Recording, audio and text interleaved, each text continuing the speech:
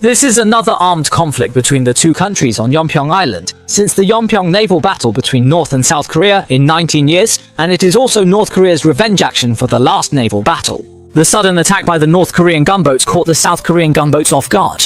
The two sides exchanged fire for about 2 minutes, and the South Korean gunboat was badly damaged. The tragic scene was unbearable to watch. Much of the film authentically recreates the experience of this conflict. On June 29, 2002, two South Korean patrol boats of the Tigerhead and Sea Dart class were patrolling in the waters of the Northern Demarcation Line, unilaterally demarcated by the United States and South Korea, when they suddenly discovered a North Korean gunboat rushing towards the borderline at a high speed. The South Korean gunboat immediately sounded the horn and shouted to drive it away, and at the same time began to change course to intercept its route and force it to change course and leave the border. At the beginning, the North Korean boat number 684 was still very cooperative, but the next second the T-34 turret on the gunboat aimed at the South Korean boat number 357 and quickly launched an attack.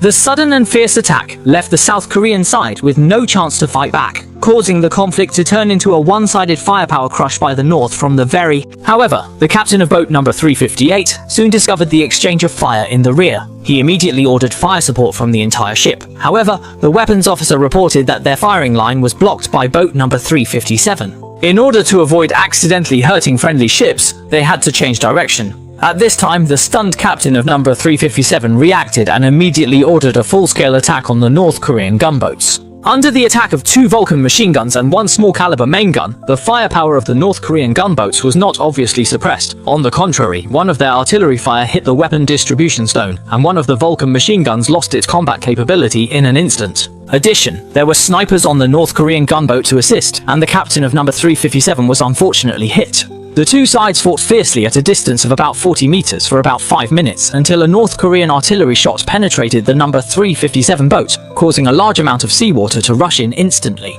Even though the soldiers tried their best to repair it, it is estimated that it will not last. In order to prevent the ship from going beyond the boundary line, the injured captain ordered the ship to turn around quickly. At the same time, after seeing the exchange of fire, the South Korean military immediately dispatched 2 F-16 fighter jets to take off quickly. At the same time, it also dispatched 2 service ships and several patrol boats to the sea and the battle zone where the incident occurred.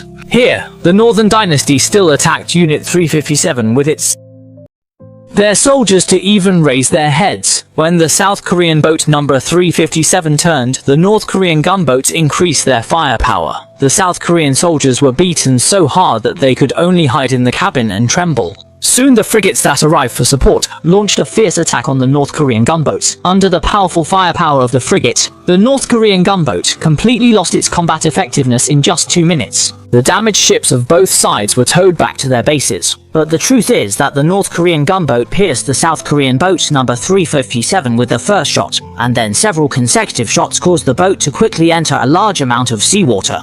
The